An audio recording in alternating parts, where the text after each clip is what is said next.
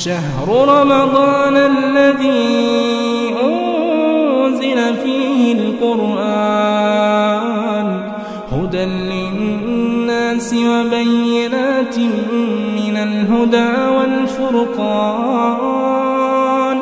فمن شهد منكم الشهر فليصمه ومن كان مريضا أو على سفر فعدة من أيام أخر. بسم اللہ الرحمن الرحیم.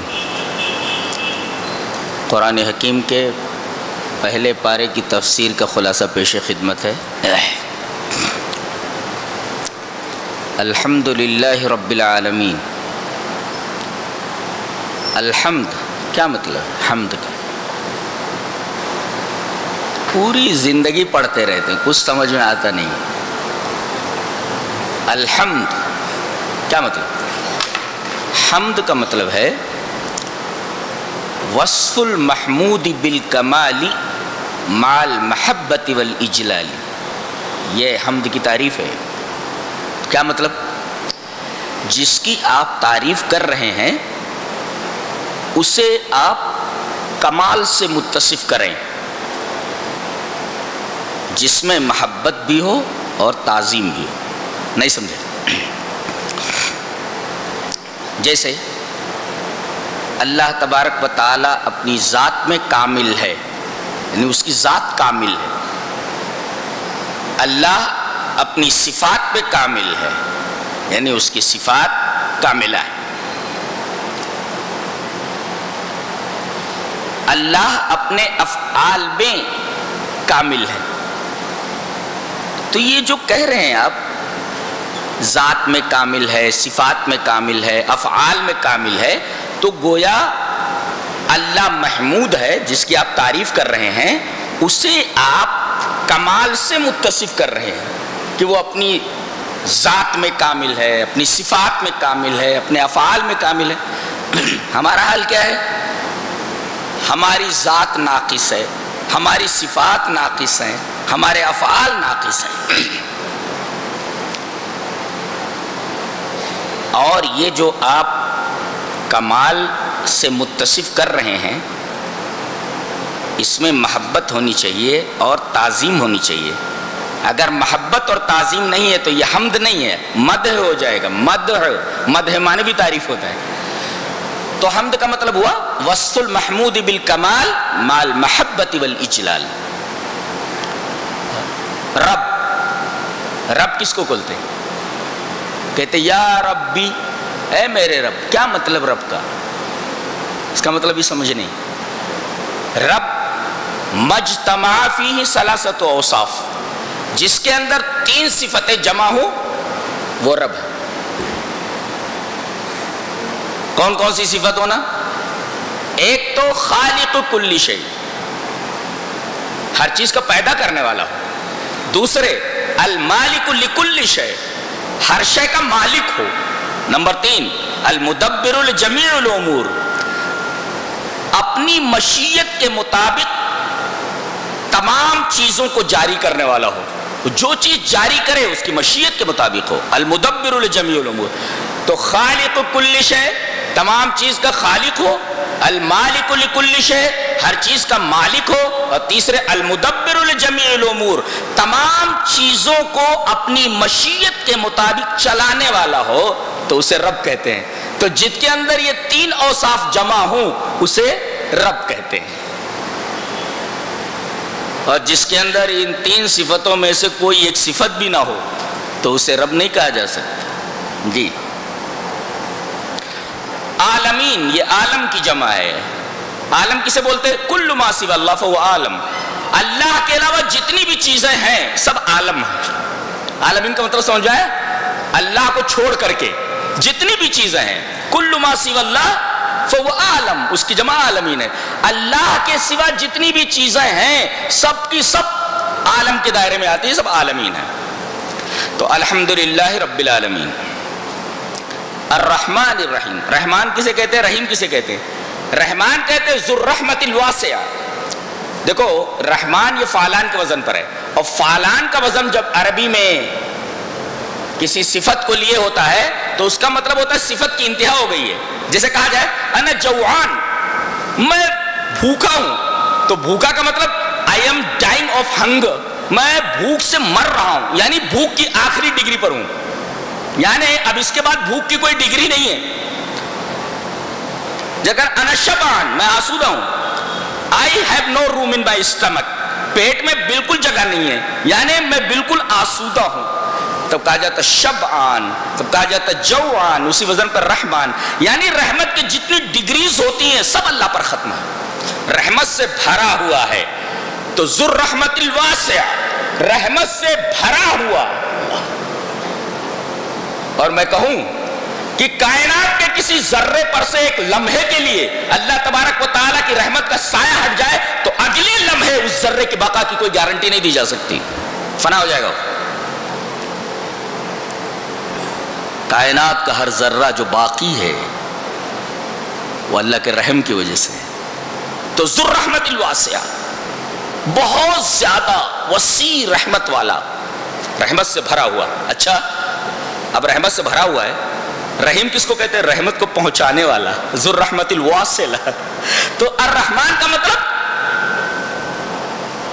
بہت زیادہ رحمت والا، وسیع رحمت والا، اور رحیم کا مطلب اس رحمت کو پہنچانے والا.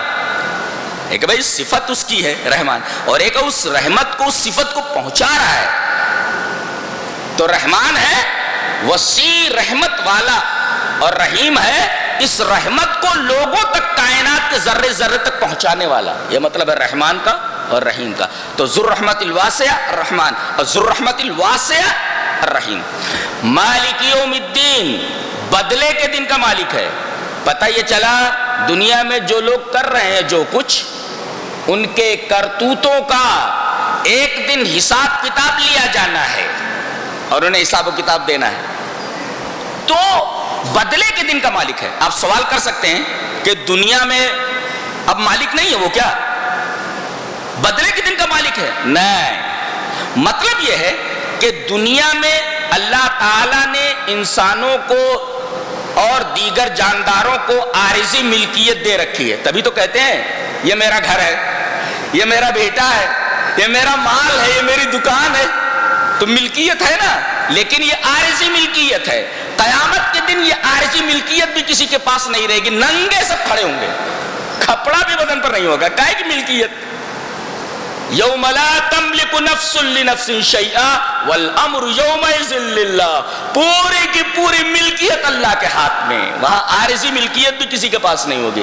یا تو میری دکان، میرا مکان وغیرہ وغیرہ. وہاں تو بدن پر کپڑا بھی نہیں ہوگا، سارے کے سارے لوگ ننگے کھڑے ہوئے ہوں گے، چاہے مرد ہوں چاہے عورت. یہ مالک یوم الدین کا مطلب ہے. اور ایاک نعبد و ایاک نستعین، ہم تیری ہی عبادت کرتے ہیں. یہی مطلب ہے لا الہ الا اللہ کا. لا الہ الا اللہ کا مطلب کیا؟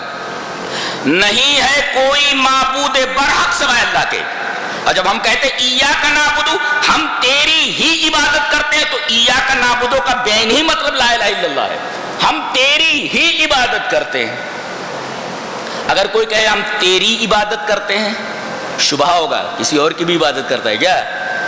ہم تیری بھی عبادت کرتے ہیں، یعنی دوسرے کی عبادت کر رہا ہے اور اس کے ساتھ اللہ کی بھی عبادت کر رہا ہے. تو کہا جائے، کوئی کہے، بیوی کہے میں تیری بھی بیوی ہوں، شوہر برداشت کرے گا؟ یہی سب ہو رہا ہے.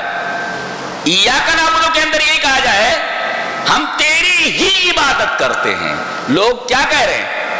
عورتیں کیا بولے؟ میں تیری بھی بیوی ہوں. یہی سب چل رہا ہے آج. یہ مشرک یہی بولتا ہے، میں تیری بھی عبادت کرتا ہوں. مسجد میں آئے گا تو اللہ کے سامنے سجدہ کرے گا، اور کسی آستانے کے اوپر جائے گا، یہ جبین نیاز وہاں بھی خم کر دے گا. اس جبین کی کیا قیمت رہے گی، کیا ویلیویشن رہے گی؟ ایاک نعبد کا مطلب ہی نہیں سمجھا وہ. ہم تیری ہی عبادت کرتے ہیں. جیسے بیوی یہ نہیں کہہ سکتی میں تیری بھی بیوی ہوں، یہ صحیح نہیں کہنا، یہ شرک ہے. یہ یعنی کوئی اس کے ساتھ شریک ہے. ایاک نعبد کا مطلب ہم تیری ہی عبادت کرتے ہیں. یہ لا الہ الا اللہ کا مطلب ہے. اور جانتے ہیں ابن تیمیہ رحمۃ اللہ علیہ فرمایا ایاک نعبدو آج میں جب بولتا ہے تو ایاک نعبدو سے ریا دور ہو جاتی ہے. اب کہتا ہے تیری ہی، یعنی گھوم کر کے عبادت پوری کی پوری اللہ کے لیے ہو گئی نا، کوئی اور ہے نہیں. اسی کا نام اخلاص ہے. اخلاص کوئی چیز کہیں محصور ہو جائے ایک میں، تیری ہی عبادت کرتے، کوئی دوسرا نہیں ہے. اس کا مطلب اسی کا نام اخلاص ہے، خالص اللہ کے لیے، اسی کا نام اخلاص ہے.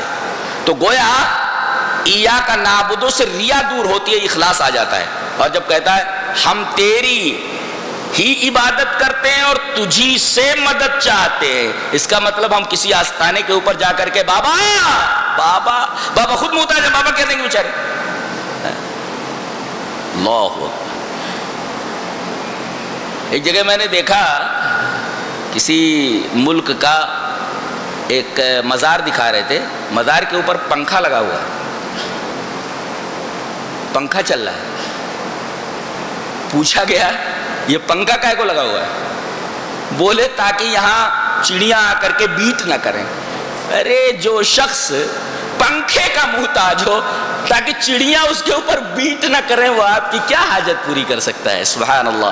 کہا گیا ہم تیری ہی عبادت کرتے ہیں اور تجھ ہی سے مدد مانگتے ہیں. ایسا تو ایاک نعبدو سے ریا دور ہوئی، اخلاص آیا. اور ایاک نستعین سے کبریا، تکبر دور ہوا. اس لیے کہ جو کسی سے مدد مانگتا ہے اس کے اندر تکبر کہاں رہ جاتا ہے؟ تکبر تو وہ کہتا ہے ارے مجھے کسی کی ضرورت نہیں ہے. تو گویا ایاک نعبدو تدفع الریا اور ایاک نستعین تدفع الکبریا. ایاک نعبدو سے ریا دور ہوتی ہے اور ایاک نستعین سے کبریا دور ہوتی ہے. کبریا مانے تکبر. اس کے بعد اہدنا الصراط المستقیم بتایا گیا کہ جب دعا کرو تو دعا کا اسلوب یہ ہے، طریقہ یہ ہے کہ پہلے اللہ کی بڑی تعریف کرو. اے ہے کبھی مانگے ہو ایسا؟ اللہ تو بڑی عزت والا، تو بڑی شان والا، تو ذوالجلال والاکرام، تو تمام صفات کمالیہ سے متصف، تو دعاؤں کا سننے والا، تو عفو الغفور، تو قوی عزیز، تو رب العالمین، تو ارحم الراحمین، تو غافر الذنب، تو قابل التوب. کبھی مانگا ہے؟ کبھی تعریف کی اللہ کی؟ اب جب تعریف کرو اس کے بعد درود شریف پڑھو، اس کے بعد مانگ لو، مل جائے گا. بتایا گیا کہ الحمدللہ رب العالمین الرحمن الرحیم مالک یوم الدین، اللہ کی تعریف ہوئی. اب تعریف کے بعد ایاک نعبد و ایاک نستعین. بتاؤ، اعتراف کرو کہ اللہ میں تیرا بندہ ہوں، میں تیرا بندہ ہوں. اپنی عاجزی کا اظہار. تعریف کے بعد اپنی عاجزی کا اظہار. اس کے بعد ڈائریکٹ مانگو اہدنا الصراط المستقیم. ڈائریکٹ. یہ دعا کا طریقہ ہے. پہلے اللہ کی تعریف، پھر اس کے بعد اپنی عاجزی، تواضع، اور اس کے بعد دعا. اور سب سے بڑی دعا کیا ہے؟ صراط مستقیم پر قائم رہنا. اللہ اکبر. اسی راستے پر شیطان بیٹھا ہوا ہے. جب اللہ تعالیٰ نے اسے راندے درگاہ کیا تو اس نے کیا کہا معلوم ہے؟ لاقعدن لہم صراطک المستقیم. یہ 8ویں پارے سورہ اعراف کی آیت ہے کہ میں تیرے صراط مستقیم پر بیٹھ جاؤں گا. اور بیٹھوں گا، صرف بیٹھے تھوڑی رہوں گا. ثم لآتینہم من بین ایدیہم ومن خلفہم وعن ایمانہم وعن شمائلہم ولا تجد اکثرہم شاکرین. اس راستے پر چلنے والے کے اوپر آگے سے حملہ کروں گا، پیچھے سے حملہ کروں گا، دائیں سے حملہ کروں گا، بائیں سے حملہ کروں گا. اب بتاؤ، اسی راستے پر تو بیٹھا ہوا ہے. اسی وجہ سے 24 گھنٹے میں 17 بار بولتا ہے آدمی اہدنا الصراط المستقیم. کتنی رکعتیں ہو جاتی ہیں کل فرض؟ 17 نا. 17 مرتبہ بولتا ہے. ہر نماز میں سورہ فاتحہ پڑھ، ہر رکعت میں سورہ فاتحہ پڑھتا ہے. تو اہدنا الصراط المستقیم بولتا ہی ہے. بولے 24 گھنٹے میں 5 وقت کی نمازوں میں 17 بار یہ دعا کرتا ہے. کیوں؟ کوئی کہہ سکتا ہے ارے اب تک صراط مستقیم ملی نہیں، صراط مستقیم ملا ہی نہیں اب تک. مانگ رہا ہے صراط مستقیم دے، صراط مستقیم ہدایت دے. ہدایت نہیں ملی کیا؟ نہیں، بار بار مانگو. اس لیے کہ شیطان وہیں بیٹھا، وہ کبھی کبھی سٹریک سے ہٹا سکتا ہے. جی بار بار مانگنے کی ضرورت ہے. اسی وجہ سے کہا گیا نماز کی ہر رکعت میں سورہ فاتحہ واجب ہے، ضروری ہے، تاکہ یہ دعا برابر پڑھتا رہے. اور بتایا کہ صراط المستقیم ایک ہی راستہ ہے، صراط واحد ہے، ایک ہی راستہ ہے. اس کا مطلب جنت تک پہنچنے والا اور رضوان الہی تک پہنچنے والا راستہ ایک ہی ہے. کہتے راستے چار ہیں. کہاں راستے چار ہیں؟ قرآن تو کہہ رہا ہے ایک ہی راستہ ہے جنت تک پہنچنے کے لیے. پھر یہ لوگ کہاں سے آ گئے؟ یہ 4 والے کہاں سے آ گئے؟ راستہ تو جنت کی طرف جانے والا ایک ہی ہے. جس کا نام صراط مستقیم ہے، اور اسی پر شیطان بیٹھا ہوا ہے۔ اس کا مطلب یہ ہوا کہ شیطان کو بھی معلوم ہے کہ جنت تک جانے والا راستہ صرف ایک ہے، ان کو 4 میں الجھا کے رکھ دیا ہے۔ کتنا ہوشیار ہے دیکھو، بولے 4 براق ہے اور اپنا کہاں بیٹھا ہوا، وہ مانتا ہے 1 براق ہے، وہی بیٹھا ہوا ہے۔ لاقعدن لہم صراطک المستقیم، کیسا گھما رہا ہے نہیں، اللہ۔ جب رات درگاہ کیا گیا تو آدم علیہ السلام نے دعا مانگی، ربنا ظلمنا، ربوبیت کے حوالے سے، یہی ہے الحمدللہ رب العالمین، یہ ربوبیت ہے۔ اسی کے حوالے سے آدم نے دعا مانگی، دعا قبول ہو گئی۔ اب دیکھا کہ آدم کی دعا قبول ہو گئی، اس نے بھی دعا مانگی، میرے رب میں بھی ایک دعا مانگتا ہوں، مجھے قیامت تک زندہ رکھ۔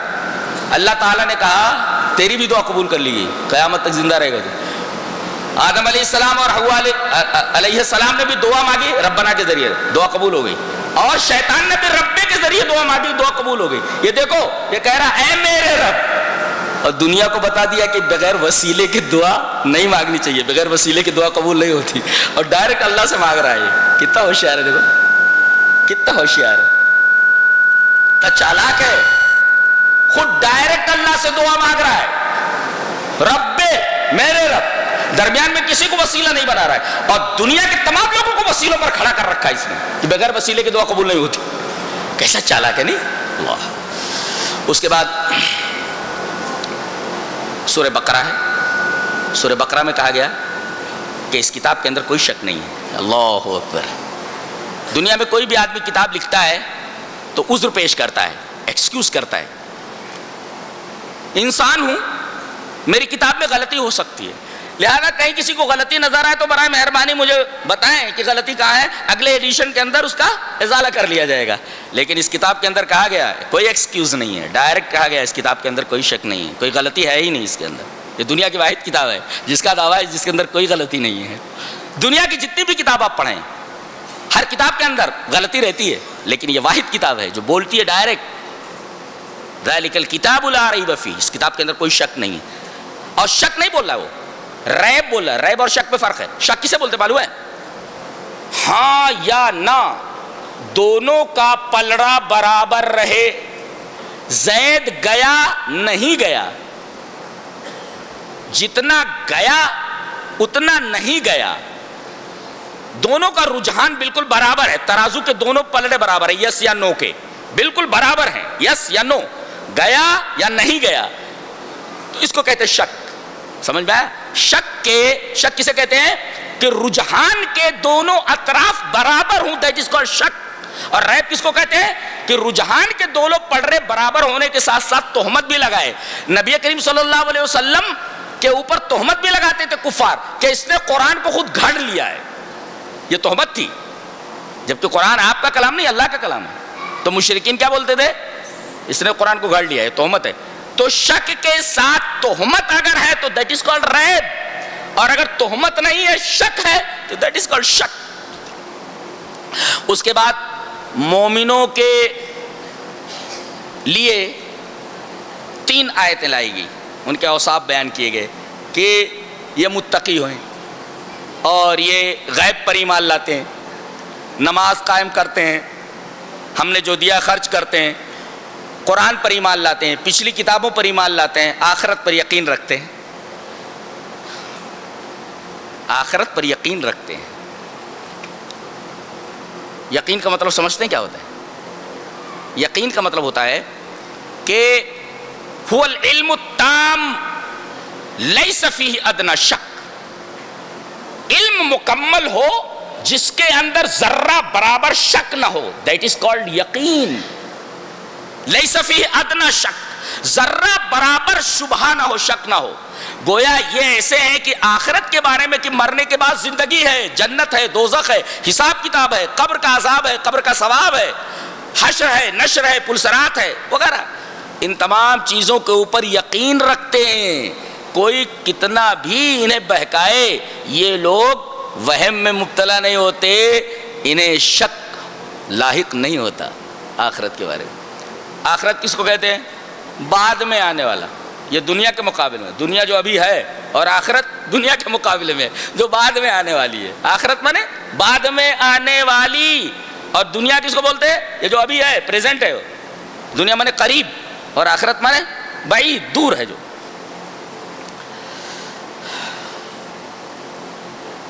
اس کے بعد کافروں کے لیے 2 آیتیں آئی ہیں. ان کے لیے بتایا گیا کہ اللہ نے ان کے دلوں کے اوپر مہر لگا دی ہے.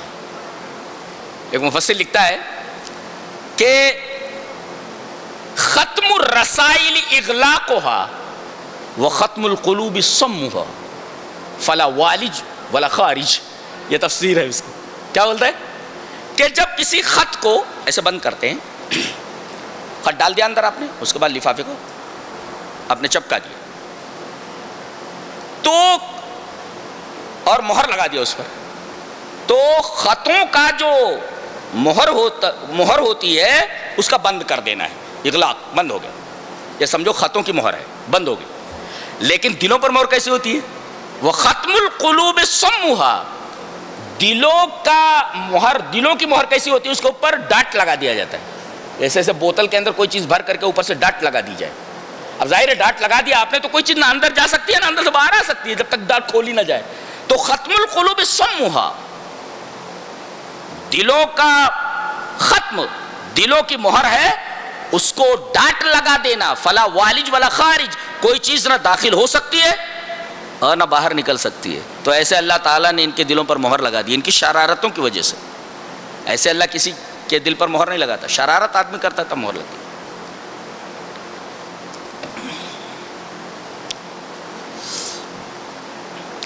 اس کے بعد یہ کہا جا رہا ہے وَمِنَ النَّاسِ مَن يَقُولُ آمَنَّا بِاللَّهِ. کیا بولتے ہیں؟ یہ منافقین کے بارے میں. تو مومنوں کے لیے 3 آیتیں، کافروں کے لیے 2 آیتیں اور منافقین ان کے لیے 13 آیتیں. گویا کہ انسانوں کی کل 3 قسمیں ہیں. دنیا میں جتنے بھی انسان ہیں وہ 3 قسم کے ہوتے ہیں، یا تو ایمان والا مومن، یا بالکل اس کے مقابل میں انکار کرنے والا کافر، اور ایک بیچ کا. نہ وہ مومن ہوتا ہے اور نہ وہ کافر ہوتا ہے. وہ ظاہر کرتا ہے کہ میں مسلمان ہوں اور اندر سے کافر ہوتا ہے. یہ بیچ کا. ایسے دنیا میں بھی انسان 3 طریقے کے ہوتے ہیں، مذکر، مؤنث اور مخنث. یہ منافق کسی مخنث کی ہجڑے کی طرح ہوتا ہے، جی جی مخنث کی طرح ہوتا ہے. اب مومن کے لیے 3 آیتیں، کافروں کے لیے 2 آیتوں میں بس، اور منافقین کے لیے 13 آیتیں. یاد رہے گا، 3 2 13. تیسری قسم کے لیے 13 آیتیں ہیں. سب سے پہلے کہا گیا کہ ان کی ایک خرابی یہ ہے وَمِنَ النَّاسِ مَن يَقُولُ آمَنَّا بِاللَّهِ وَبِالْيَوْمِ الْآخِرِ وَمَا هُمْ بِمُؤْمِنِينَ. یہ کہتے ہیں بعض منافق کہ ہم اللہ پر ایمان لائے اور آخرت پر ایمان لائے، لیکن یہ ایمان لانے والے نہیں ہیں. ایک مفسر لکھتا ہے کہ العبرۃ بالافعال لیس بالاقوال فقط. اعتبار افعال کا ہے، کام کا ہے، قول کا نہیں ہے. قول کا نہیں ہے، صرف آدمی منہ سے بول دے بس کافی ہے. اعتبار فعل کا ہے، اعتبار قول کا نہیں ہے. آپ بول دے. اللہ تبارک و تعالیٰ اعتبار فعل کا کرتا ہے. کہتے نہیں ہیں کام پیارا ہوتا ہے، چام پیارا نہیں ہوتا. بولتے کام کرو آپ. تو العبرۃ بالافعال، اعتبار کاموں کا ہے، صرف اقوال کا نہیں. یہ لوگ صرف بولتے تھے، کرتے نہیں تھے. تو آدمی بولے کچھ کرے کچھ، تو یہ منافق کی صفت رکھنے والا آدمی ہے. ایسا ہے. اس کے بعد فرمایا گیا فی قلوبہم مرض، ان کے دلوں میں مرض ہے. یہاں تھوڑا ٹھہر کر ہم اس کی وضاحت کرنا چاہتے ہیں. ان کے دلوں میں بیماری ہے. ایک مفسر لکھتا ہے کہ جب کسی آدمی کو بخار ہوتا ہے، کوئی مرض لاحق ہوتا ہے، تو کھانوں کا ذائقہ علی خلاف ما ہوا ہوتا ہے. یعنی اگر میٹھی چیز رہتی ہے تو اسے کڑوی لگتی ہے، یعنی ذائقہ الگ ہو جاتا ہے کھانے کا بیماری کی وجہ سے. ایسے ہی منافق کے دلوں میں مرض ہے. یہ حق کو باطل دیکھتے ہیں اور باطل کو حق دیکھتے ہیں. تو کوئی ایسا آدمی ہو جو حق کو باطل کہے اور باطل کو حق کہے، پتہ یہ چل جائے گا کہ یہ آدمی منافق ہے اور یہ آدمی اپنے دلوں میں مرض پالے ہوئے، اپنے دل کے اندر مرض پالے ہوئے، دل میں بیماری ہے. تبھی تو حق کو باطل اور باطل کو حق سمجھ رہا ہے. اور کہتے پہچانے کیسے کہ دل صحیح ہے یا دل علیل ہے، بیمار ہے؟ کیسے پہچانے؟ بتایا گیا کہ اگر دل خیر کا ارادہ کرتا ہے، بھلائی، تو سمجھو دل صحیح ہے، تندرست ہے، اور اگر برائی کا ارادہ کرتا ہے تو سمجھ لو دل بیمار ہے۔ اور اگر یہ دیکھو کہ دل حق کو باطل سمجھ رہا ہے، دل بیمار ہے، اور اگر حق کو حق سمجھ رہا ہے تو دل صحیح اور سلیم ہے۔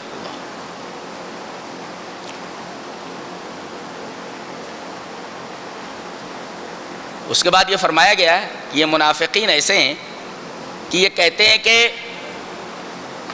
ہم اصلاح کرنے والے ہیں، قرآن کہتے ہیں فسادی ہیں، اور یہ کہتے ہیں ہم اصلاح کرنے والے ہیں۔ دنیا میں بہت سارے ایسے لوگ ہیں جو کہتے ہیں کہ ہم مصلح ہیں، اصلاح کرنے والے ہیں، حالانکہ وہ اصلاح کرنے والے نہیں ہوتے، در حقیقت وہ افساد کرنے والے ہوتے، فسادی ہوتے ہیں۔ ایک مفسر نے کہا لیس کل من یدعی الاصلاح فہو مصلح، جو آدمی اصلاح کا دعویٰ کرے ضروری نہیں کہ وہ مصلح بھی ہوتا ہے۔ یا تو دیکھو منافقین دعویٰ کر رہے ہیں نا ہم اصلاح کرنے والے ہیں، لیکن حقیقت میں مصلح ہے کیا؟ تو لیس کل من یدعی الاصلاح فہو مصلح، ضروری نہیں کہ جو آدمی اصلاح کا دعویٰ کرے کہ میں اصلاح کرنے والا ہوں وہ اصلاح کرنے والا ہے۔ کتنے مولوی ہیں شرک دھڑلے کے ساتھ بیان کرتے ہیں اور کہتے ہیں کہ ہم توحید بیان کر رہے ہیں۔ اگر یہ دیکھا جائے کہ آدمی توحید کے نام پر شرک کو سپورٹ کر رہا ہے، شرک بیان کر رہا ہے، تو سمجھو اس آدمی کا دل بیمار ہے اور یہ منافق کی کیٹیگری سے۔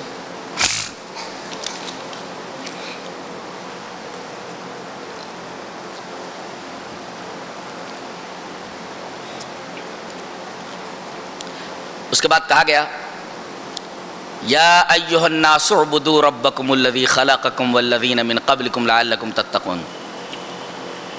اس آیت کریمہ میں بتایا گیا کہ دنیا کا ہر آدمی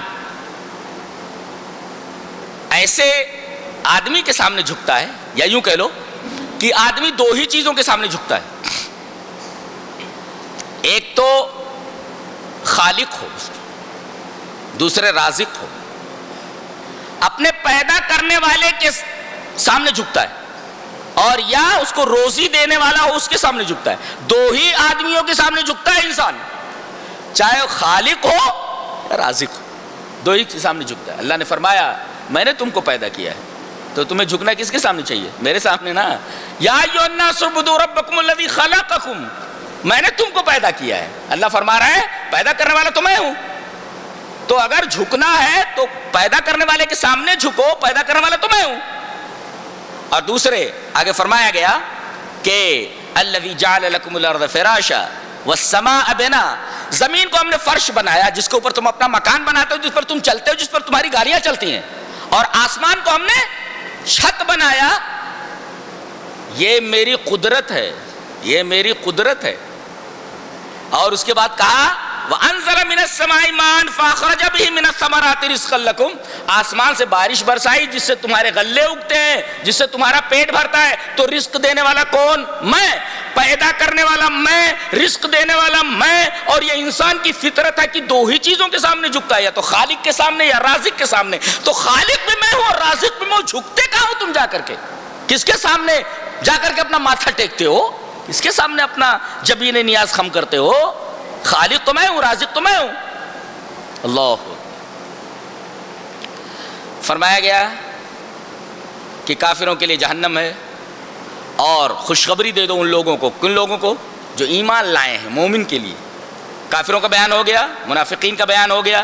اب یہ کہا جا رہا ہے کہ جتنے بھی انکار کرنے والے سب کے لیے جہنم ہے۔ وَبَشِّرِ الَّذِينَ آمَنُوا وَعَمِلُوا الصَّالِحَاتِ أَنَّ لَهُمْ جَنَّاتٍ تَجْرِي مِن تَحْتِهَا الْأَنْهَارُ، جتنے بھی ایمان اور عمل صالح والے ہیں ان کے لیے جنت ہے۔ ایک بات اور کہی گئی وَأُعِدَّتْ لِلْكَافِرِينَ، یہ جہنم جو ہے نا یہ کافروں کے لیے تیار کی گئی ہے۔ اس سے ایک مفسر نے ایک بڑا اچھا نکتہ نکالا ہے کہ یہاں کہا گیا ہے کہ اعدت للکافرین، جہنم کو کافروں کے لیے تیار کیا گیا ہے۔ اس کا مطلب اگر کوئی توحید والا جہنم میں گیا اپنے برے عملوں کی وجہ سے تو ہمیشہ جہنم میں نہیں رہے گا، اسے ایک دن نکال دیا جائے گا، اس لیے کہ کافروں کے لیے تیار کی گئی ہے، اہل توحید کے لیے نہیں۔ کوئی اہل توحید اس کے اندر نہیں رہے گا، سب کو نکال دیا جائے گا۔ لیکن ضروری ہے کہ آدمی توحید کے ساتھ اس دنیا سے جائے۔ کہاں ہے توحید کس کے پاس؟ میرا خیال ہے 10% بھی دنیا میں نہیں ہے ایسے جو توحید والے ہوں. اللہ. اس کے بعد کہا گیا وَلَهُمْ فِيهِ أَزْوَاجٌ مُطَهَّرَةٌ، اس میں ایسی بیویاں ہیں جو پاک ہیں. اللہ. پاکی کا تصور آپ کیجئے، پاک کون ہوتا ہے، کیسا ہوتا ہے. اس میں کہا گیا ان کے لیے بیویاں ہیں، ایسا نہیں کہا گیا کہ عورتوں کے لیے مرد ہیں، ایسا نہیں کہا گیا. مردوں کے لیے بیویاں، ایسا نہ کہا گیا بیویوں کے لیے مرد ہیں. کیوں؟ ایسا کیوں ہے؟ ایسا اس وجہ سے کہ عربوں کی عادت تھی کہ وہ ہمیشہ مردوں کو عورتوں کا شوق دلاتے تھے، نہ کہ عورتوں کو مردوں کا شوق. حیا کی وجہ سے عرب عورتیں بہت حیادار ہوتی تھیں، تو مردوں کو شوق دلاتے تھے. دارالسلام سے کتاب لیا میں نے، تو اس کا جو کاؤنٹر پہ بیٹھا ہوا شخص تھا، اس کو میں نے دعا دی. میں نے دعا دی امرت نوحا وزوجت بکرا، کہ اللہ تجھے عمر نوح عطا کرے، 950 سال زندہ رہے تو، وزوجت بکرا، اور کسی کنواری لڑکی سے تیری شادی کرا دے. خوب ہنس رہا تھا ایسے، اس کا پیٹ آگے کو آیا ہوا تھا، عجیب ردم کے ساتھ اس کا آگے پیچھے ہو رہا تھا، اس کا پیٹ کر رہا تھا. میں نے کیف ہذا البتین، یہ دو پیٹ کیسا ہنس رہا ہے. تو مردوں کو عورتوں کا شوق دلایا جاتا ہے، اس کا الٹا نہیں ہے.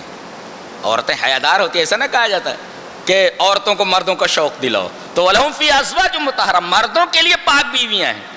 ایسا نہیں کہا گیا کہ عورتوں کے لیے پاک مرد ہیں، وہ تو ملنے ہی والے ہیں. اللہ تبارک تعالیٰ اچھے سے اچھا جس کو پسند کریں گے ان کو دے دیا جائے گا. اللہ اکبر.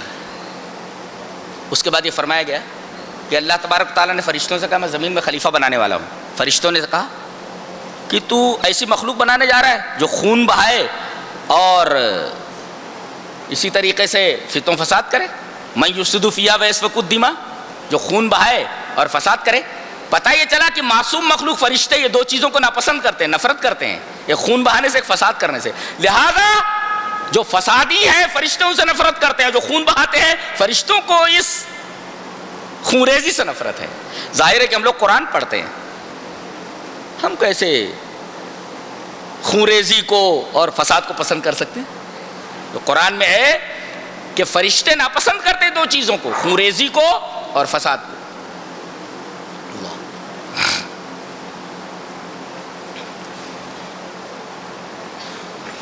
اس کے بعد کہا گیا آدم کو جنت میں ڈال دیا گیا حوا کے ساتھ، ان کی بیوی کے ساتھ. کہا گیا یا آدم اسکن انت وزوجک الجنہ وکلا منہا رغدا حیث شئتما. کہا گیا اے آدم تم اور تمہاری بیوی جنت میں ٹھہر جاؤ اور جو مرضی ہو جم کر کے کھاؤ. ایک مفسر لکھتا ہے کہ متطلبات الحیات الکریمہ، ایک اچھی زندگی کے تقاضے کیا ہوتے ہیں، ڈیمانڈز کیا ہوتے ہیں. ایک اچھی زندگی کی ڈیمانڈ کیا ہو سکتی ہے؟ بولے 3 چیزیں، ایک تو گھر، السکن، اور دوسرے الزواج، اچھی بیوی، اور تیسرے لقمۃ الحریہ، آزادی کے ساتھ آدمی کو لقمہ مل جائے. یہ 3 چیزیں جس کو مل جائے قرآن حکیم کہتا ہے وہ سکون میں ہے. کیا کتاب ہے نہیں، سبحان اللہ. کیا متطلبات الحیات الکریمہ، اچھی زندگی کے تقاضے اور ڈیمانڈز کیا؟ 3، مکان ہو، زواج بیوی اچھی ہو، اور تیسرے لقمۃ الحریہ، آزادی کے ساتھ آدمی لقمہ اپنے حلق کے نیچے اتار سکتا ہو. یہ تینوں چیزیں اگر مل گئی تو سمجھو اسے ایک بہترین زندگی عطا کر دی گئی، دے دی گئی.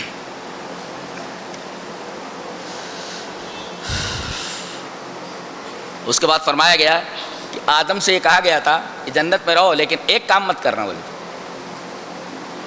دیکھو ایک نقطہ یہ ملا کہ انسانوں کو جتنی بھی حلال چیزیں ہیں برتنے کی اجازت ہے، لیکن اللہ تبارک تعالیٰ نے کچھ ریسٹرکشنز رکھی ہیں، کچھ پروہیبیشنز ہیں کہ آپ وہ نہیں کر سکتے آپ، اور وہ آپ کے لیے ہی اچھا ہے.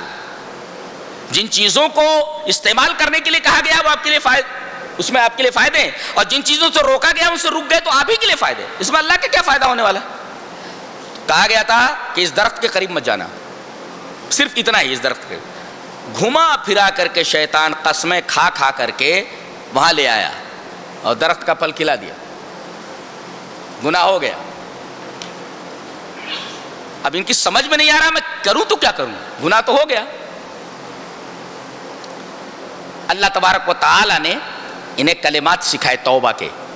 دیکھو ایک تو توبہ کی توفیق دی, دوسرے توبہ کے کلمات سکھائے, اور جب انہوں نے توبہ کی تو توبہ کو قبول بھی کیا. اللہ رحیم کتنا ہے, اندازہ لگائیے آپ. دیکھو گناہ ہو گیا, اللہ انہیں توبہ کے کلمات سکھا رہا ہے اور توبہ کی توفیق دے رہا ہے, اور توبہ کی توفیق کے ساتھ اللہ اس توبہ کو قبول بھی کر رہا ہے. توبہ کی توفیق ہے, توبہ کے کلمات ہے, اور توبہ کو قبول کر کے ان کا اکرام بھی کر رہا ہے. اللہ کس قدر رحیم ہے. اور یاد رکھو گناہ کرنا یہ بہت بڑی بات نہیں ہے, گناہ پر مر جانا بغیر توبہ کی یہ بہت بڑی بات ہے. لہذا دنیا سے جانے سے پہلے تمام گناہوں سے توبہ کر کے جاؤ. جی توبہ بہت ضروری ہے. اس کے بعد فرمایا گیا اتامرون الناس بالبر وتنسون انفسکم, تم دوسروں کو بھلائی کا حکم دیتے ہو, اپنے آپ کو بھول جاتے ہو. ایک آدمی ابن عباس کے پاس آیا, کہا کہ حضرت ایک بات بولوں؟ بولے ہاں بول. کہا کہ میں یہ چاہتا ہوں کہ بھلائی کا حکم دوں اور برائی سے لوگوں کو روکوں. تو حضرت ابن عباس نے کہا کہ یہ آیت کریمہ اگر تیرے کو رسوا نہ کرے تو کر, ورنہ یہ کام اپنے سے شروع کر. آیت میں کیا ہے, کیا تم دوسروں کو بھلائی کا حکم دیتے ہو, اپنے کو بھول جاتے ہو؟ یہ آدمی کیا بولا آ کر کے, میں چاہتا ہوں کہ دوسروں کو بھلائی کا حکم دوں, برائیوں سے روکوں. ابن عباس نے کہا کہ اگر یہ آیت تجھے رسوا نہ کرے تو تو کر. اگر تو ایسا آدمی ہے جو برائی کر رہا ہے اور اس کے بعد لوگوں کو برائیوں سے روکنے کے لیے بولا ہے, اگر یہ آیت تجھے رسوا نہ کرے تو کر, ورنہ فبدأ بنفسک, تو یہ آیت اپنے اوپر منطبق کر اور اپنے سے اس کام کو شروع کر کہ پہلے تو سدھر جا, تو اچھا ہو جا پہلے. اس کے بعد کہا گیا کہ وَاسْتَعِينُوا بِالصَّبْرِ وَالصَّلَاةِ, صبر سے اور نماز سے مدد طلب کرو.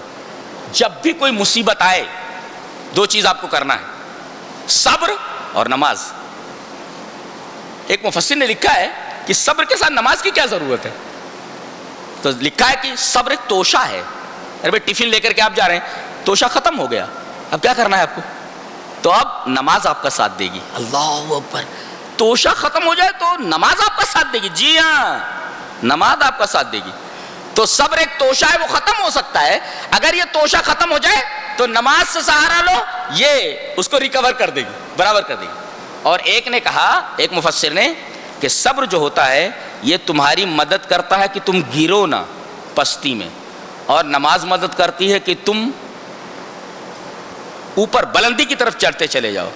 تو صبر تم کو نیچے نہیں گرنے دیتا اور نماز تم کو بلندی کی طرف لے جاتی ہے. لہذا اگر نیچے نہ گرنا ہو اور بلندی کی طرف سفر کرنا ہو تو دو چیزیں آپ کو کرنی ہے, صبر اور نماز. وَاسْتَعِينُوا بِالصَّبْرِ وَالصَّلَاةِ, نیچے اگر نہ گرنا ہو اور بلندی کی طرف جانا ہو تو ان دونوں چیزوں کو پکڑ لو. بلندی کی طرف جاؤ گے, نیچے نہیں گرو گے, یہ بتایا گیا. کہا گیا کہ نماز جو ہوتی ہے نا ایک شخص کے اوپر بھاری نہیں پڑتی, ورنہ نماز بھاری پڑتی ہے لوگوں کے اوپر. کون لوگ ہوتے؟ خشوع والے. خشوع جیسے نماز ہوتا ہے, نماز کے اندر خشوع خضوع ہونا. اب نماز کے اندر خشوع خضوع کا کیا مطلب ہے؟ ادھر کھجا رہا ہے, ادھر کھجا رہا ہے, اور کھڑا ہے یہاں, دل اور دماغ اس کا دکان میں ہے, ادھر دیکھ رہا ہے ادھر دیکھ, اس کا مطلب نماز میں خشوع نہیں ہے. اچھا, لیکن اگر جس کے اندر خشوع ہو اس کے اوپر نماز بھاری نہیں ہے. اب ایک سوال پیدا ہوا, یہ خشوع لائے کہاں سے؟ سوال پیدا ہوا نا. نماز بھاری ہے لوگوں پر, مگر جن کے پاس خشوع ہے ان کے اوپر نماز بھاری نہیں ہے. اب سوال پیدا ہوا کہ ہم خشوع لائے کہاں سے؟ جواب دیا گیا, الذین یظنون انہم ملاقو ربہم وانہم الیہ راجعون. یہ تصور کرو کہ ایک دن اللہ کے سامنے کھڑے ہونا ہے, اللہ سے ملاقات کرنا ہے اور اسی کی طرف جانا ہے. اگر یہ تصور رہے کہ ایک دن رب کے سامنے کھڑا ہونا ہے تو خشوع تو ویسے پیدا ہو جائے گا. آدمی کے ذہن سے تمام چیزیں کافور ہو جائیں گی, اللہ ہی اس کو دکھے گا سامنے. اللہ اکبر. تو خشوع اگر پیدا کرنا ہو تو ایک ہی طریقہ ہے, تصور یہ کرو کہ ہمیں ایک دن رب سے ملاقات کرنا ہے. الذین یظنون انہم ملاقو ربہم وانہم الیہ راجعون. اللہ اکبر.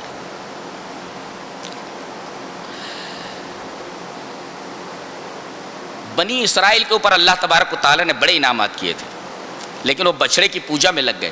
اللہ تبارک و تعالیٰ نے غضب میں آ کر کے کہا کہ اس کا کفارہ یہ ہے کہ ایک دوسرے کو قتل کرو، تم اللہ خون بہا دو ایک دوسرے کا، اتنا بڑا گناہ کر چکے تم۔ کہا ایک دوسرے کو مارو، تم اتنا بڑا گناہ کر چکے ہو تم۔ اب ایک دوسرے کے سامنے آگے تلواریں لے لے کر کے سب کی گردنیں کاٹ دی انہوں نے۔ پھر اللہ تعالیٰ نے ان کو زندہ کیا، لیکن سزا کیا دی کہ اس کی سزا یہ ہے کہ ایک دوسرے کو قتل کرو۔ ایک مفسر لکھتا ہے کہ بنی اسرائیل کی توبہ کیسی تھی؟ اللہ نے فرمایا توبہ کیسے کرو گے، یہ گناہ کر چکے ہو۔ یہ توبہ صرف ایک ہی صورت میں ہو سکتی ہے کہ ایک دوسرے کو قتل کر دو۔ ایک مفسر لکھتا ہے توبۃ بنی اسرائیل اراقۃ الدم وفی دیننا اراقۃ دموع الندم، کہ بنی اسرائیل کی توبہ اور اسلام کی توبہ، مسلمانوں کی توبہ میں ایک فرق ہے کہ بنی اسرائیل کی توبہ میں خون بہانا تھا کہ خون بہا دو، گردن کاٹ دو، اور ہمارے دین کے اندر ہے ندامت کے آنسوؤں کا بہانا ہے۔ ہمارے ہاں صرف آنسو بہا دو توبہ ہو گئی، اور ان کے ہاں آنسو بہانے سے کام نہیں چلتا تھا، خون بہانا ضروری تھا۔ یہ فرق ہے بنی اسرائیل کی توبہ میں اور مسلمانوں اور اسلام کے اندر توبہ کے تصور میں۔ توبۃ بنی اسرائیل اراقۃ الدم، بنی اسرائیل کی توبہ تھی کہ خون بہاؤ، وفی دیننا اراقۃ دموع الندم، اور ہمارے ہاں ہے توبہ کہ آدمی ندامت کے آنسو بہا دے، تنہائی میں جا کر کے ذرا اللہ کے سامنے گڑ گڑا کر آنسو بہا دو۔ بڑی قدر ہے آنسوؤں کی۔ یہ پانی جو ہے نا، پانی بہت ہی عجیب ہے، اللہ کیا اس کی بڑی قدر و قیمت ہے، بڑی قدر و قیمت ہے، بڑی قدر و قیمت۔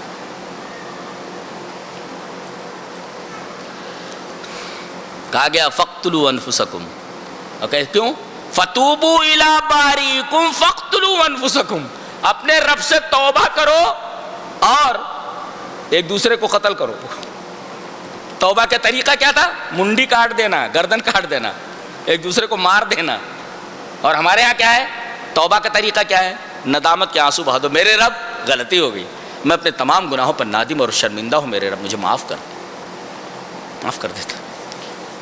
وہ تو کہتا دنیا بھر کے برابر تم گناہ لے کر کے آؤ اور میرے سامنے رو پڑو، میں گناہ سارے کے سارے بخش دوں گا، میں پرواہ نہیں کرتا بولتے اللہ حدیث میں لا ابالی، میں پرواہ نہیں کرتا ہوں۔ اور اللہ کو کس کی پرواہ ہے؟ گناہ کرنے والا کتنے ہی بڑے بڑے گناہ کر چکا ہو، اللہ فرما رہا میں اسے بخش دوں، میں پرواہ نہیں کرتا، آئی ڈونٹ کیئر۔ اللہ فرما رہا آئی ڈونٹ کیئر، معاف کر دیا میں نے اس کو۔ مجھ سے کون پوچھنے والا؟ کس کی اوقات؟ تو کون مجھ سے پوچھنے والا؟ مجھ سے تو پوچھے گا، تیری اوقات کیا ہے؟ مجھ سے پوچھے گا تو؟ زندگی بھر گناہ کرنے والے آدمی کو میں بخش دیتا ہوں، تو کون؟ ترم خان کون تو؟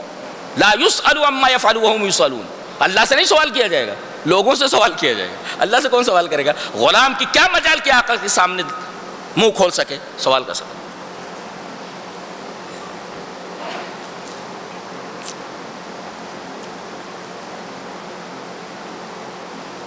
بنی اسرائیل میں ایک شخص تھا،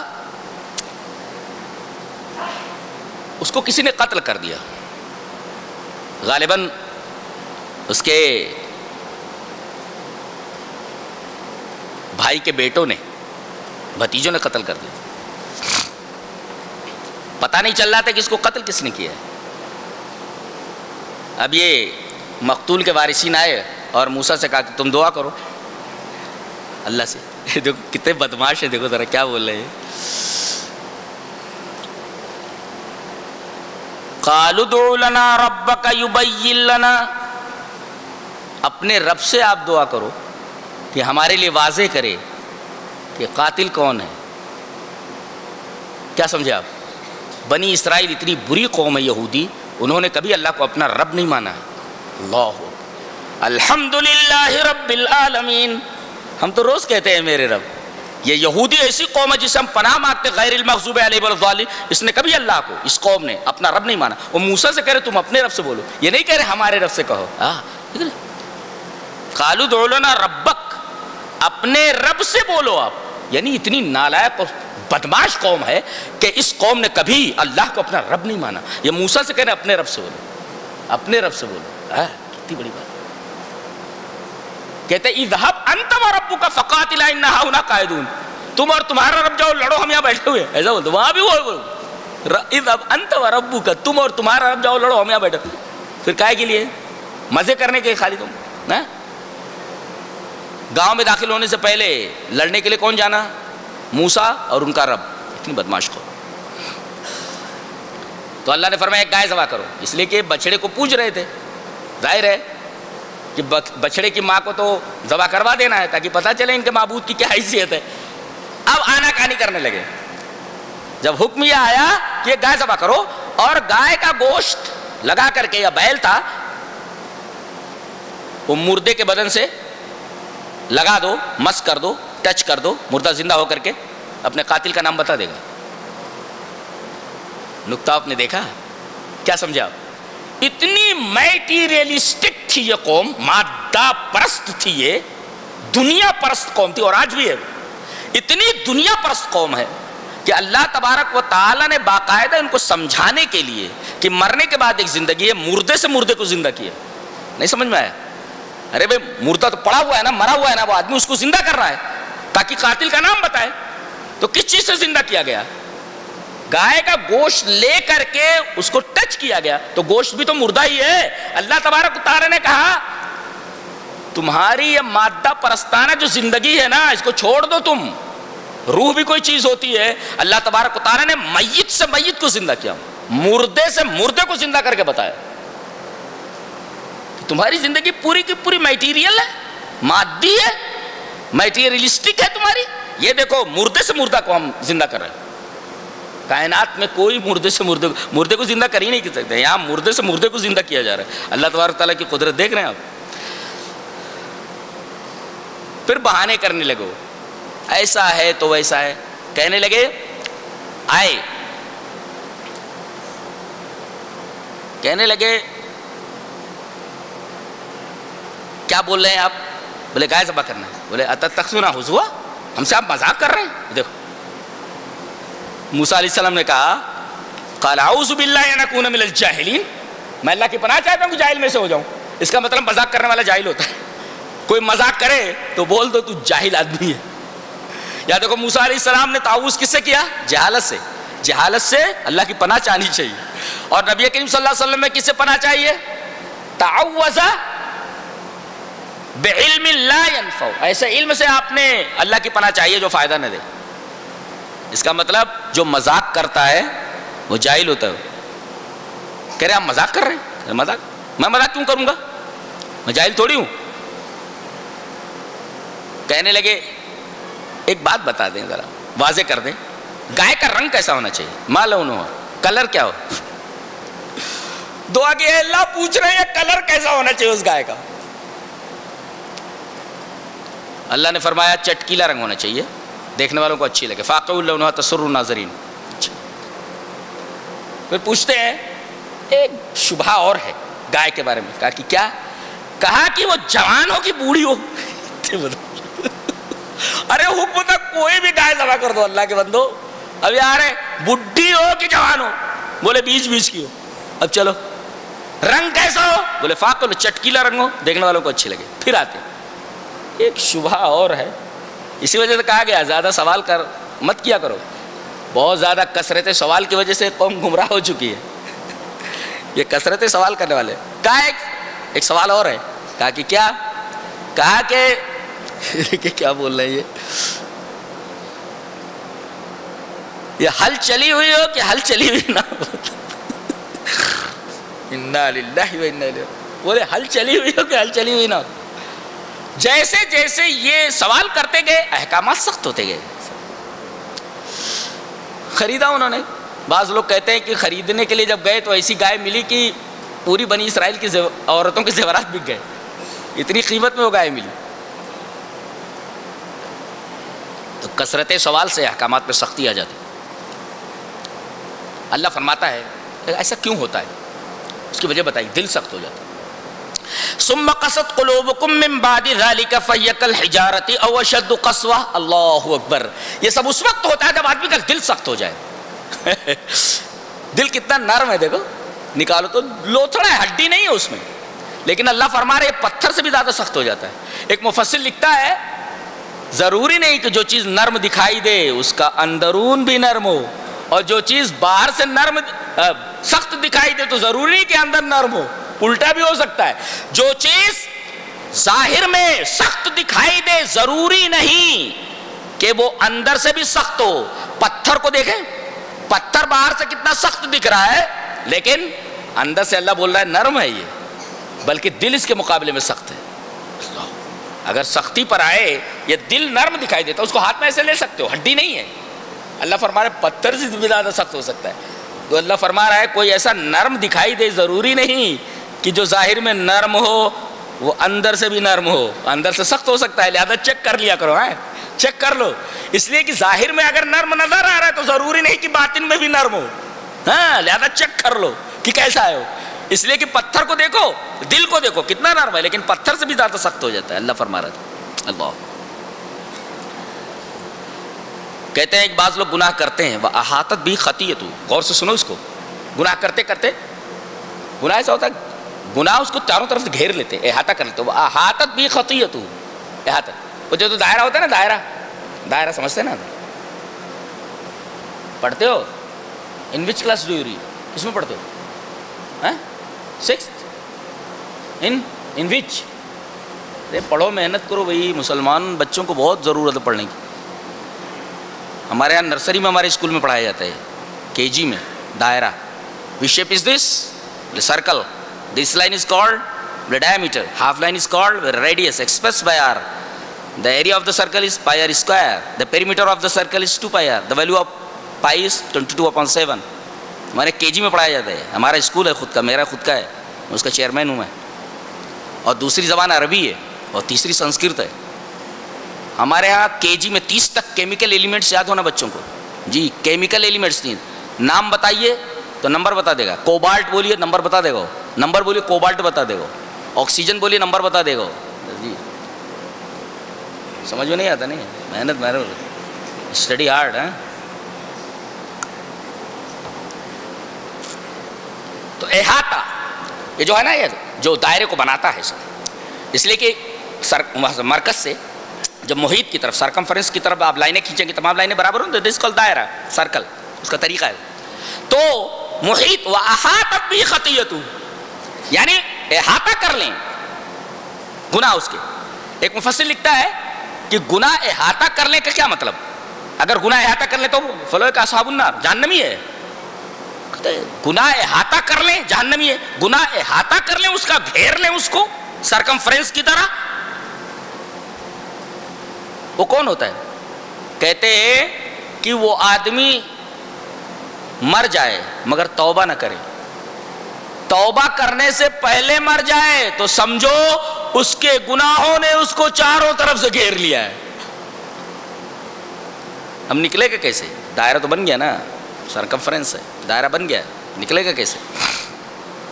اس کے بعد انسانیت کا ایک اصول بیان کیا جا رہا ہے، وَقُولُوا لِلنَّاسِ حُسْنًا، ہر ایک آدمی سے خوش اخلاقی سے پیش آؤ، جی اس میں جنس نہیں بیان کی گئی، کالا ہو گورا ہو، کہاں کا رہنے والا ہو کہاں کا رہنے والا نہ ہو، لون رنگ نہیں بتایا گیا، گورا ہو کالا ہو، جنس نہیں بتایا گیا کہاں کا ہو، اور اسی طرح دین نہیں بتایا گیا کہ کس مذہب کا ہو۔ یہ انسانیت ہے، ہر ایک سے چاہے وہ غیر مسلم ہی کیوں نہ ہو خوش خلقی سے پیش آؤ، آپ کا بیہیویئر بہت ہی اعلیٰ قسم کا ہونا چاہیے، حسین ہونا چاہیے، اور والدین کے ساتھ حسن سلوک کرو، والدین کے ساتھ حسن سلوک کرو۔ کسی نے کہا ہے مجھے بڑا اچھا لگا، شاید آپ کو بھی پسند آئے، کہ ماں یہ کہتی ہے کہ میرے بچے نے آج کھایا کیا ہے، اور باپ یہ کہتا ہے میرا بچہ زندگی میں کھائے گا کیا ہے۔ یہ فرق ہوتا ہے، جی جی جی یہ فرق ہوتا ہے۔ جانتے ہیں کہ محبت کیوں ہوتی ہے؟ احسان کی وجہ سے ہوتی ہے۔ ہاں نہیں سمجھا؟ محبت کیوں کرتا ہے آدمی؟ پہلے بچہ ماں سے محبت کرتا ہے، کیوں؟ اس لیے کہ وہ دیکھتا ہے کہ احسان یہی کر رہی ہے، دودھ پلا رہی ہے، کھلا رہی ہے، سلا رہی ہے، اپنا جو ہے گیلے میں سو رہی ہے، مجھے سوکھے میں سلا رہی ہے، تو اس سے بہت محبت کرتا ہے۔ دیکھو احسان یہ سبب ہے محبت کا۔ اور جب بڑا ہوتا ہے دیکھتا ہے باپ ہر قدم پر اس کی مدد کر رہا ہے، پیسہ نہیں ہے کسی سے قرض لے کر کے دے رہا ہے کہ پڑھائی کا نقصان نہ ہو، بچے کو کوئی تکلیف نہ ہو، بیمار ہے رات بھر نیند نہیں آتی اس کو، کہیں سے بھی پیسہ جوڑ کر کے لاتا ہے. تو ماں یہ دیکھتی ہے کہ میرے بچے نے آج کھایا کیا ہے، باپ یہ دیکھتا ہے کہ میرا بچہ زندگی بھر کیا کھائے گا. یہ فرق ہوتا ہے ماں اور باپ میں.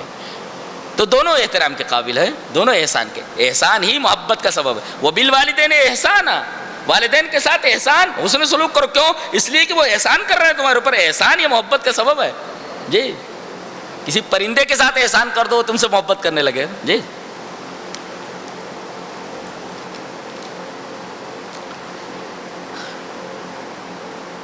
یہودیوں کے بارے میں بتایا گیا یہ زندگی کے اتنے خواہش مند ہیں کہ اگر ان کو 1000 سال کی بھی عمر دے دی جائے تب بھی ان کو کم پڑے گی. کیوں ایسا جانتے ہیں میں کیوں؟ آدمی گناہوں کا رسیا ہو جائے، گناہوں کا چسکا لگ جائے تو پھر وہ لمبی زندگی کی خواہش کرتا ہے. گناہوں کا رسیا ہو جائے، زیادہ سے زیادہ مزے لے لو، زیادہ سے زیادہ گناہ کر لو، زیادہ سے زیادہ. تو یہ جو ہے گناہ کا جو تصور ہے اور گناہ کرنے کا جو انداز ہے اس کا، یہ اس کو سجھاتا ہے کہ تو تمنا کرتی زندگی بڑی لمبی ہو. ایسے یہودی ایسے ہی تھے. فرمایا گیا کہ یہ قرآن جو نازل ہوا ہے یہ دل کے اوپر نازل ہوا ہے. فَإِنَّهُ نَزَّلَهُ عَلَىٰ قَلْبِكَ، اے میرے حبیب یہ قرآن دل کے اوپر نازل ہوا ہے. کہتے انزل القرآن علی الجنان، قرآن نازل ہوا دل کے اوپر لیقودہ الی الجنان، تاکہ جنت میں لے جائے. ایک مفسر بولتا ہے یعنی قرآن دل کے اوپر نازل ہوا ہے تاکہ دل کو منور کرے. ہو آج اسی قرآن کو لوگوں نے چھوڑ دیا. اس کے بعد ہاروت ماروت کا بیان ہے. ہاروت ماروت کے بارے میں کہا جاتا ہے یہ دونوں فرشتے تھے، لیکن میں یہ کہتا ہوں کہ یہ دونوں یہودی تھے. یہ جادو سکھاتے تھے، لیکن فرشتے معصوم ہیں اور جادو شرک ہے. فرشتے جادو نہیں کر سکتے نہ سکھا سکتے. تو یہ دونوں یہودی تھے، جادو سکھاتے تھے. ایک مفسر نے بڑا اچھا لکھا ہے کہ یہ دنیا ہاروت اور ماروت سے بھی بڑی جادوگر ہے. کیوں؟ اس لیے کہ یہ کیا کرتے تھے، ان کا ایک کام تھا جادو کے ذریعے کہ یفرقون بھی بین المرء و زوجہ، جادو کے ذریعے میاں بیوی کے درمیان تفریق پیدا کر دیتے تھے. اور میاں بیوی کے درمیان تفریق یہ عائلی زندگی کے پورے خاندانی نظام کو بگاڑ کر کے رکھ دیتا ہے. تو کیا کرتے تھے، جادو کے ذریعے شوہر اور بیوی کے درمیان جدائی کر دیتے تھے. تو مفسر نے لکھا کہ ہاروت ماروت سے زیادہ، ہاروت ماروت سے بڑی جادوگر ہے یہ دنیا، اس لیے کہ ہاروت ماروت اپنے جادو کے ذریعے میاں بیوی کے درمیان جدائی ڈال دیتے تھے، لیکن یہ دنیا رب اور بندے کے درمیان جدائی ڈال دیتی ہے. یہ بہت خطرناک ہے. یہ لہذا دنیا سے ذرا محتاط ہو کر کے رہے. بی کیئرفل ہے، بالکل کیئرفل ہو. اس لیے کہ ہاروت ماروت جادو کے ذریعے میاں بیوی کے درمیان جدائی ڈال دیتے تھے، اور دنیا رب اور بندے کے درمیان جدائی ڈال دیتی ہے. دنیا میں آدمی پھنس جاتا ہے، رب کو بھول جاتا ہے. کتنی خطرناک ہے دنیا. یہودی جب آتے تھے تو نبی کریم صلی اللہ علیہ وسلم کے پاس ایک لفظ بولتے تھے. صحابہ لاؤڈ اسپیکر تو تھا نہیں. نبی کریم صلی اللہ علیہ وسلم اگر کوئی نصیحت کر رہے ہیں، کوئی بات کر رہے ہیں، تو کچھ لوگ دور بیٹھے ہوتے تھے تو آواز صاف سنائی نہیں دیتی تھی. تو وہ کہتے تھے انظر رائنا، اے اللہ کے رسول ہماری رعایت کیجئے. مطلب یہ تھا رعایت کیجئے یعنی ہماری طرف دیکھیے. ان بدماشوں نے کیا کیا، یہودیوں نے اس کو تھوڑا کھینچ کر کے بولنا شروع کیا. رائنا رائنا ایسا بولتے تھے. ہمارے چرواہے، رائی مانے چرواہا، شیفرڈ کے معنی میں، اے ہمارے چرواہے. تو اللہ تبارک و تعالیٰ نے ان کی چال کو دیکھا کہ اس لفظ کو بگاڑ کر کے میرے نبی کی توہین کر رہے ہیں. تو اللہ تبارک و تعالیٰ نے کہا کہ یہ لفظ مت بولے کرو، رائنا مت بولو، اس لیے کہ دوسرے لوگ اس سے غلط فائدہ اٹھا رہے ہیں. انظر نہ بولو، اے اللہ کے رسول ہماری طرف دیکھیے. نقطہ یہ ملا، اگر کسی صحیح کام سے کوئی بڑی خرابی پیدا ہو رہی ہو تو یہ صحیح کام نہیں کرنا چاہیے. دیکھ رہے ہیں آپ، کوئی صحیح کام آپ کرنے والے ہوں لیکن اس صحیح کام سے کوئی بڑا فتنہ پیدا ہونے والا ہو تو یہ صحیح کام چھوڑ دینا چاہیے. اللہ نے فرمایا وَلَا تَسُبُّوا الَّذِينَ يَدْعُونَ مِن دُونِ اللَّهِ، کہ تم لوگ ان لوگوں کے معبودوں کو برا بھلا نہ کہو جو اللہ کے علاوہ دوسروں کی عبادت کرتے ہیں. کیوں؟ اگر ان کو برا بھلا کہو گے تو مجھے برا بھلا کہیں گے. دیکھ رہے ہیں آپ. تو صحیح بات اگر کسی بڑے فتنے کو جنم دینے والی ہو تو صحیح بات کو روک لینا چاہیے، نہیں بولنا چاہیے.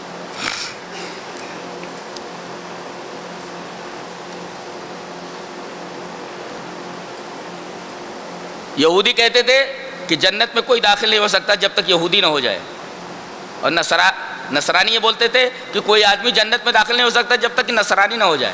آج یہی بولتے ہیں نا کچھ لوگ، جب تک آدمی درگاہ والا نہ ہو جائے تب تک جنت میں نہیں جا سکتا، سنی نہ ہو جائے جب تک، یعنی وہ مسلک لے کر کے چل رہے ہیں کہ اس مسلک کے اندر جو لوگ داخل ہوئے وہی جنت میں جا سکتے ہیں۔ جانتے ہیں اللہ تبارک تعالیٰ نے کہا تلک امانیہم، خالی آرزویں ہیں یہ، اور آرزوؤں سے کام نہیں چلتا۔ قل ہاتوا برہانکم ان کنتم صادقین، اگر تم سچے ہو تو دلیل لاؤ۔ اس کا مطلب یہ ہے کہ کوئی آدمی کوئی دعویٰ کرے تو دلیل مانگو۔ یہ کہہ رہے ہو کہ کوئی آدمی جنت میں داخل نہیں ہو سکتا جب تک یہودی نہ ہو، اور نصرانی کہتے ہیں کہ جب تک کوئی آدمی نصرانی نہ ہو تب تک جنت میں نہیں، دلیل لاؤ۔ یہ بتایا گیا کہ کوئی بھی بات دین کے نام پر کہی جائے دلیل مانگی جائے، اور کوئی بھی بات بلا دلیل ہو اس کو قبول نہ کیا جائے۔ قل ہاتوا برہانکم ان کنتم صادقین، دلیل لاؤ۔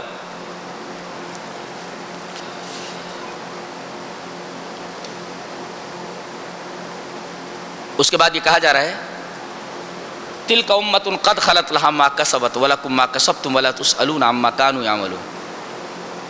یہ امت تھی، ایک گزر گئی، تم سے تمہارے عملوں کے بارے میں پوچھا جائے گا اور ان سے ان کے عملوں کے بارے میں پوچھا جائے گا۔